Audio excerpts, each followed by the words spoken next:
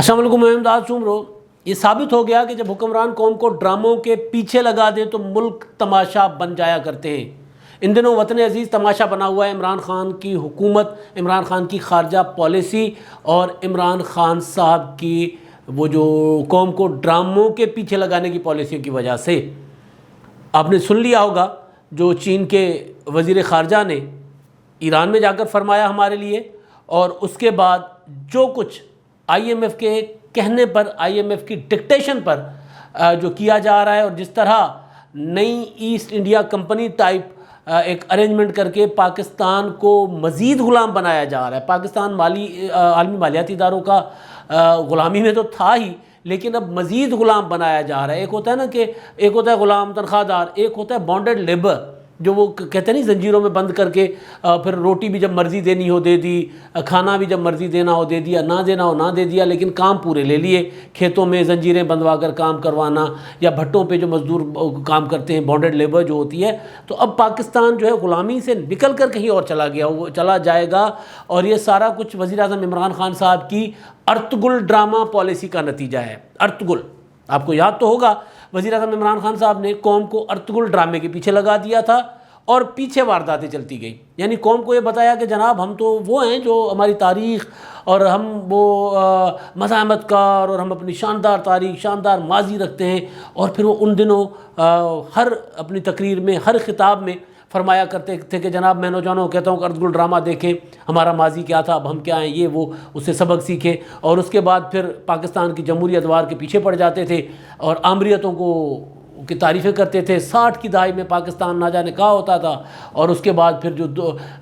وہ جو پچھلے 20 سالوں میں، یعنی پیپلز پارٹی، مسلم لیگ نون کی حکومتیں، اور پھر مشرف کا دور بھی بیچ میں کھا جاتے، ضیاء الحق کا دور بھی بیچ میں کھا جاتے۔ تو اس طرح قوم کو جمہوریت سے بدظن کرتے رہے،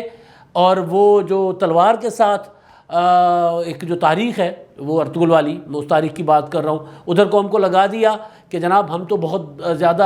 ان کو فالو کرتے ہیں جو بہت خوددار تھے، جو بہت زیادہ اپنی وقار کو عظیم رکھتے تھے، اور کرتے کچھ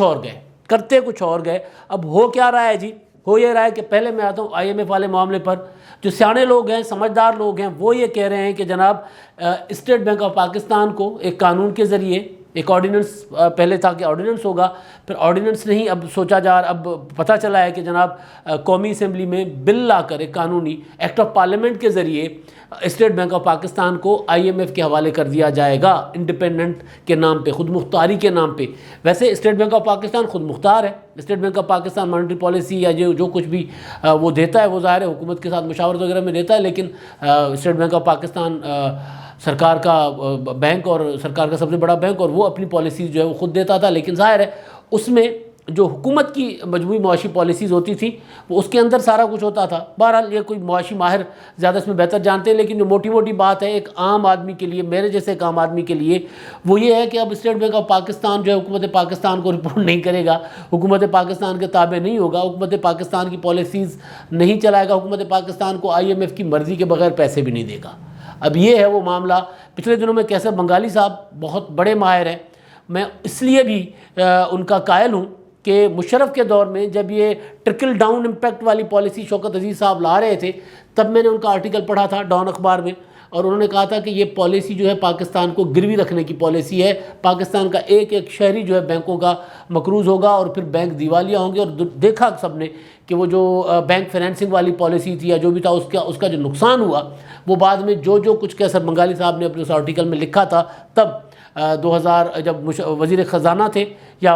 وزیر اعظم بن چکے تھے شوکت عزیز، تب ان کی جو ٹرکل ڈاؤن امپیکٹ پالیسی ہوتی تھی نا، جس میں مشرف صاحب کہا کرتے تھے کہ پہلے جو ہے وہ لاہور میں 200 موٹر سائیکل روزانہ بکتی تھیں، اب 200 کاریں بکتی ہیں۔ تو وہ یہ سمجھ رہے تھے کہ ہماری ترقی ہے، اور اس پہ کیسر بنگالی صاحب کہتے تھے یہ ترقی نہیں ہے، یہ گروی رکھنے کی پالیسی ہے۔ تو بہرحال کیسر بنگالی صاحب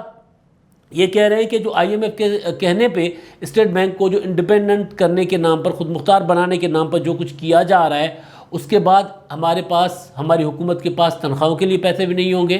ہماری حکومت کے پاس ڈیفینس کے لیے اخراجات بھی نہیں ہوں گے، اور بقول ان کے کہ جس طرح سلطنت عثمانیہ کو توڑا گیا تھا، اسی طرح پاکستان کے خلاف یہ سازش ہے،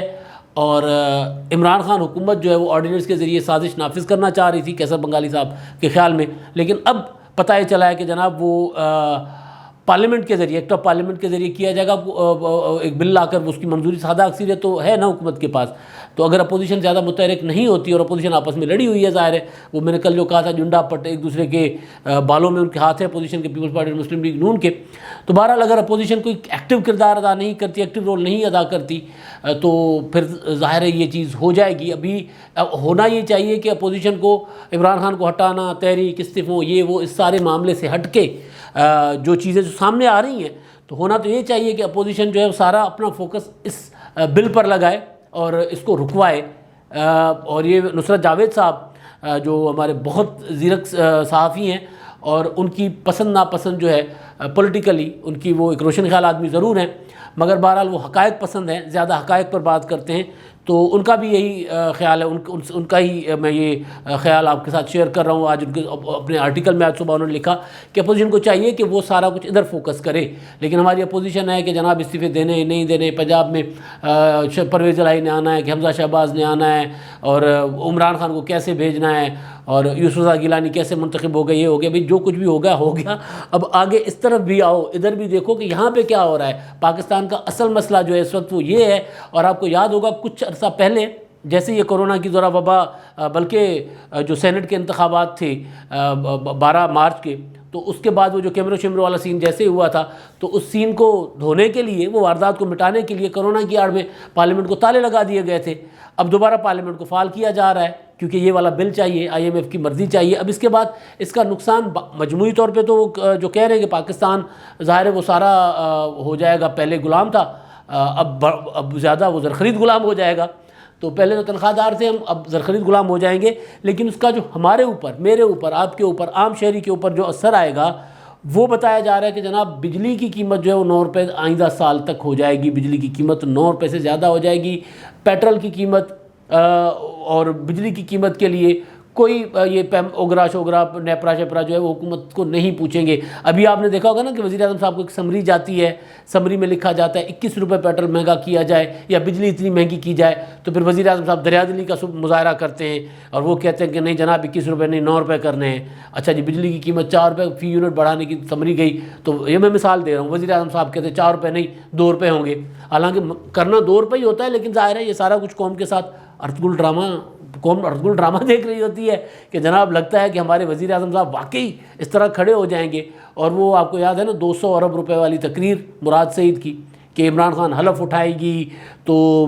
باہر سے اسی ٹائم گھنٹوں میں 200 ارب روپے لے آئے گی اور 100 ارب روپے IMF کے منہ پہ مارے گی، اور 100 ارب روپے تو پتہ نہیں 100 ارب IMF کے منہ پہ مارا کہ نہیں مارا، لیکن IMF کے منہ پہ پورا کا پورا پاکستان مار دیا کہ آپ جا کے سنبھال لو، ساڈے کو نہیں سنبھالا جانا، ساڈے کو نہیں سنبھایا جانا۔ تو یہ عالم ہے وزیر اعظم عمران خان صاحب کا، اور ارطغرل ڈرامے میں جو خودداری جس طرح کی وہ دکھائی گئی، کیا اس کے الٹ۔ وہ میں ایک جملہ عمران خان صاحب کے لیے کہتا ہوتا ہوں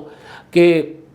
عمران خان صاحب جو کہتے ہیں وہ کرتے نہیں، اور جو نہیں کہتے وہ بالکل کرتے ہیں۔ وہی وہ میں نے آپ کو یاد ہوگا ایک اکشے کمار کی فلم کا ڈائلاگ میں نے ایک بار آپ لوگوں کو سنایا تھا، تو وہ راؤڈی راٹھوڑ کا ڈائلاگ کہ میں جو کہتا ہوں وہ نہیں کرتا، اور جو وہ نہیں کرتا، اور جو نہیں کہتا وہ تو بالکل کرتا ہوں، ڈیفینیٹلی کرتا ہوں۔ تو خان صاحب نے کبھی یہ نہیں کہا تھا کہ میں نے IMF کے پاس گروی رکھنا ہے، پاکستان کو رکھ رہے ہیں۔ خان صاحب نے کبھی نہیں کہا تھا کہ میں CPEC بند کر رہا ہوں، مگر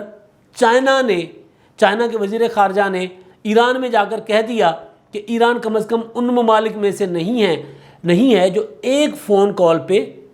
اپنی پالیسی بدلتا ہے۔ اب یہ فون کال والی پالیسی آپ کو مطلب وہ جو وزیر اعظم صاحب گئے تھے، انہوں نے ملیشیا کے ساتھ، ترکی کے ساتھ اور ان کے ساتھ مل کر ایک الگ سے بلاگ بنانے کا وہ جو ایک تھا نا کہ میں الگ سے ایک اسلامی بلاگ بناؤں گا اور یہ کروں گا وہ کروں گا، اس طرح تو ملیشیا نے ان کو پتہ ہی نہیں تھا کہ بھائی ہمارا انہوں نے کانفرنس بلا لی تو خان صاحب کو سعودی عرب سے فون آ گیا کہ آپ نے ادھر نہیں جانا، تو خان صاحب نہیں گئے۔ پھر انہوں نے ایک TV بنانا تھا، وہ بھی نہیں بنایا۔ تو اور یہ کہ جناب اس کے بعد جو CPEC ہے، تو CPEC پہ ظاہر ہے چائنا اگر کچھ بولا ہے تو اس کے پیچھے بہت کچھ ہوگا جو بھی بتانا نہیں چاہ رہے۔ چین کے ساتھ یہ سارے جو تعلقات، ہمارے آصف زرداری صاحب کو تانے ملتے تھے کہ شہباز شریف صاحب دیا کرتے تھے کہ جناب وہاں پہ لفٹ کوئی کراتا نہیں، روزانہ جا کر وہ بطور صدر بیٹھے رہتے ہیں، اور پھر پتہ چلا کہ جناب انہوں نے ایک بہت بڑا پروجیکٹ جو ہے وہ کر لیا، میچور کر لیا، اور پھر نواز شریف صاحب آئے، نواز شریف صاحب نے آ کے اس پروجیکٹ کو آگے بڑھایا، سی پیک بنایا، اور پاکستان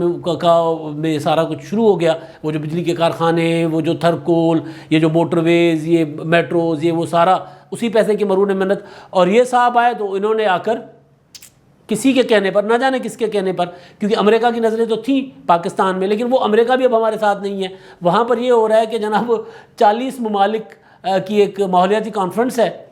بائیڈن نے بلائی ہے، اور وہاں پر عمران خان صاحب کو نہیں بلایا، حالانکہ عمران خان صاحب دنیا کی تاریخ کا انوکھا ماحولیاتی کارنامہ کرنے جا رہے تھے۔ 10 ارب درخت، 1 ارب درخت تو لگا چکے تھے KPK میں، اور 10 ارب درخت تو لگا رہے تھے، اور ان کی پالیسی میں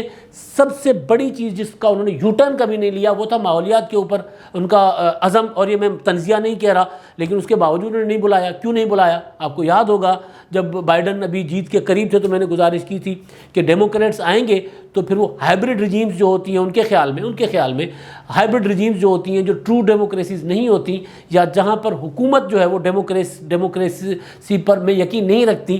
ان کو وہ لفٹ نہیں کراتے۔ ہمارے وزیر اعظم صاحب کبھی چائنا ماڈل پسند کرتے ہیں، کبھی ایران ماڈل پسند کرتے ہیں، کبھی سعودی ماڈل پسند کرتے ہیں، کبھی ملیشیا ماڈل پسند کرتے ہیں۔ جس ملک میں جاتے ہیں جس طرح کی آمریت ہوتی ہے، جس طرح کا نظام ہوتا ہے، وہ اس کا ذکر کرتے ہیں تو وہ نظر آ رہا ہوتا ہے کہ جناب کیا کریں۔ اور پاکستان میں اپوزیشن کے ساتھ انہوں نے جو جٹ کر رکھی ہوئی ہے کہ سارے اپوزیشن اندر تھی ساری کی ساری، تو ظاہر ہے اس کے پیچھے ایک یہ بھی تصور کیا جا رہا ہے کہ وہ جو ڈیموکریٹس ہیں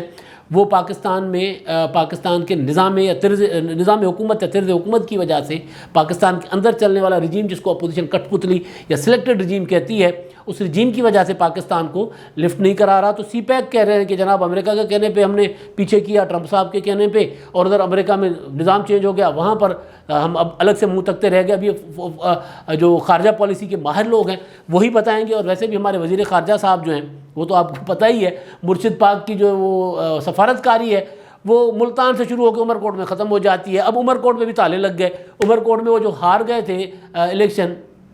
پچھلا، جس میں ارباب غلام رحیم نے تانا دیا تھا قریشی صاحب کو بھی اور وزیر اعظم صاحب کو کہ ہمیں آگے کر کے آپ پیچھے نکل گئے، باقر تو دکھایا نا یہاں پہ کہ آپ کا کوئی اتحادی رہتا بھی ہے کہ نہیں رہتا۔ تو عمر کوٹ میں مریدین تو ہیں، لیکن بہرحال سفارتکاری اور سیاست پالیٹکس تو عمر کوٹ میں بھی ان کی تالے پڑ گئے۔ اور سفارتکاری کا عالم یہ ہے کہ نہ چائنا ہمارے ساتھ ہے نہ امریکہ ہمارے ساتھ ہے، تو ہمارا تو مطلب ہر طرف ہمارے سے وہ 2 بھی گئے اور 6 بھی گئے، سندھی کی کہاوت ہے 2 بیویوں اور 6 بیویوں، تو ہمارے پاس تو کچھ بھی نہیں رہا، اور ہمارے پاس تو کرونا کی ویکسین بھی نہیں رہی۔ مطلب آپ عالم دیکھ لیں اس حکومت کا کہ دنیا جو ہے، دنیا کے غریب ترین ممالک نے اپنے سارے ریسورسز، سارے وسائل جھونک دیے کہ ہمیں ہر صورت کرونا چاہیے، اور ہم خیراتی کرونا پر بیٹھے ہوئے ہیں۔ ڈرامہ ارطغرل دکھاتے ہیں ہم قوم کو، ارطغرل ڈرامہ۔ اور آج بھی اب کل کابینہ کا اجلاس ہے، اور اجلاس میں پالیسی بنے گی ویکسین کی، اور ویکسین آئی پڑی ہوئی ہے جو اس کے لیے پالیسی نہیں بنی کہ وہ لگنی کیسے ہے، اس کی قیمت کیا مقرر ہونی ہے۔ یعنی وہ جو کرونا کا ٹیسٹ تھا وہ تو 4 لیبارٹریز بشمول شوکت خانم لیبارٹریز، وہ جو ٹیسٹ کچھ 100 روپے کا ہونا چاہیے تھا وہاں پہ 5-5 6-6 ہزار روپے کا ہوتا ہے۔ اس کے پیچھے کیا کہانی ہے، وہ سب کو ظفر مرزا نکل گئے اور ندیم بابر نکل گئے، اس سے پہلے عامر کیانی صاحب نکل گئے، اور ہم ارطغرل ڈرامہ دیکھتے رہ گئے، ہمیں ارطغرل ڈرامے کے پیچھے لگا دیا، اور ادھر وارداتیں ہوتی رہیں۔ اور اب سب سے بڑی واردات کہ ویکسین جو ہے وہ وزیر اعظم صاحب جو ویکسین نہیں منگوا رہے۔ اب کل کابینہ کا اجلاس ہے، اور کرونا جو ہے اس کی وجہ سے پنجاب پورا بدترین لپیٹ میں ہے، کرونا کی بدترین لپیٹ میں۔ جو حکومت کبھی کرونا کو سنجیدہ نہیں لیتی تھی، ان کے بزدار نے پریس کانفرنس کر کے کہہ دیا ہے کہ جناب پنجاب لاہور میں 21% ہو گیا کرونا کا ریشو، اور ہم ویکسین تک نہیں منگوا سکے۔ کیوں نہیں منگوا سکے؟ کیونکہ ہم نے قوم کو ارطغرل ڈرامے کے پیچھے لگا دیا تھا، اور خود خیرات کے لیے کٹورا لے کر کھڑے ہو گئے، لائن میں لگ گئے۔ اب ظاہر ہے جو ملک خیرات میں دیں گے وہ تو پھر آخر میں ہی دیں گے نا۔ آپ یار کچھ ارب روپے خرچ کر کے ویکسین منگوا لیتے۔ آج مرزا وہاب سندھ کے جو ہیں مشیر اطلاعات، انہوں نے پریس کانفرنس کی ہے، اور انہوں نے کہا کہ جناب ہم وفاقی حکومت کو بار بار لکھ چکے ہیں کہ ہمیں کرونا ویکسین منگوانے کی اجازت دی جائے، ہمیں نہیں منگوانے کی اجازت دی جا رہی، خود خیرات کے لیے بھیک کے لیے انتظار میں لگے ہوئے۔ ہم کہہ رہے ہیں جناب ہم اپنے منگوا کے اپنے لوگوں کو، یعنی اپنے صوبے میں ہم خود کر لیتے ہیں، جو وہاں کے لوگ رہتے ہیں چاہے جس بھی صوبے کے جو رہتے ہیں ان کو ہم ویکسینیشن فری میں کریں گے، لیکن حکومت ہمیں اجازت ہی نہیں دے رہی، اور حکومت لگی ہوئی ہے خیرات کے لیے لائن میں۔ تو اب یہ عالم ہے کہ وہ جو میں نے جہاں سے آغاز کیا تھا کہ